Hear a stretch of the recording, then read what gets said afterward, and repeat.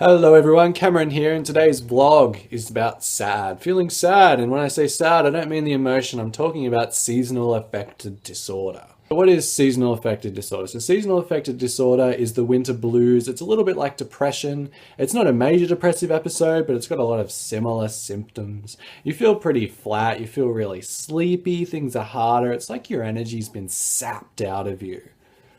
And today I've realized I've hit that wall because I need to go fix my computer, which is why there was no video Monday. And I'm just like, oh, I just can't fucking deal with that today. It's just too much. I have no energy for this.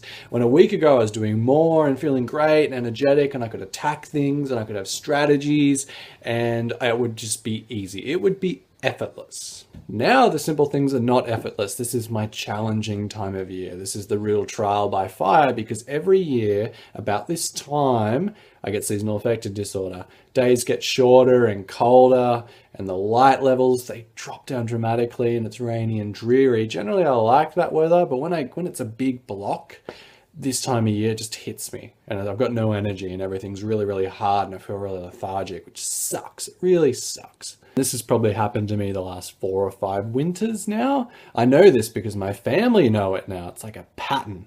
It's like a routine that I go into. My family go, oh, you better watch out. This is your hard time of year. You're right. It's nice having supportive family, don't get me wrong. But what is frustrating is knowing it's coming and knowing that there's no real good reason to feel this way, and just feeling like crap and just lacking energy. When I want to be energetic, I want to put all my energy into my studies and making videos and spend time with all the people I care about, and it all just gets harder. It all just gets a lot harder. That is what seasonal affective disorder is like, is that everything that's generally effortless just becomes difficult, and you don't want to feel that way, but you feel that way, and that is frustrating. So whether it's a patternistic thing or a self-fulfilling prophecy, or whether it's the fact that I've got less vitamin D because there's less sunlight, and the less sunlight's making sure there's extra melatonin in the system or whatever, there's a few reasons why scientists think we get it, but it's a kind of a difficult thing to deal with anyway. So how do I deal with it? Well, I try to get out. So I went around and kicked a ball at around and over for like an hour, to the point where I pretty much got sunburnt. So, you can try and do that, but it's difficult. I treat it with exercise. I like to just go juggle a ball outside for 15 minutes. I'm out in the sun and I feel a bit better. But you can go down the medication route. There's a few things you can do. You can do light therapy. There is such a thing as light therapy. I've never done it. I don't know what it's like. If it works for you, I would love to know. You do need to tough it out to a degree, but when it becomes chronic, you shouldn't tough it out anymore. You should go do something about it and find ways to deal with it.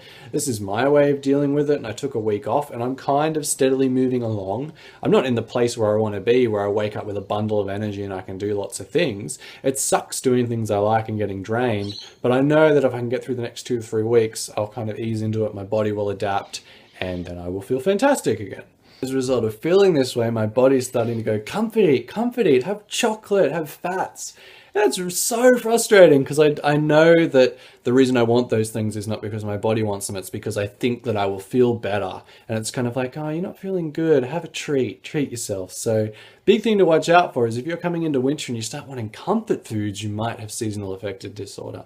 And that is really annoying if you're on a really good diet and really good exercise program, getting great results, and then bam, off the bandwagon.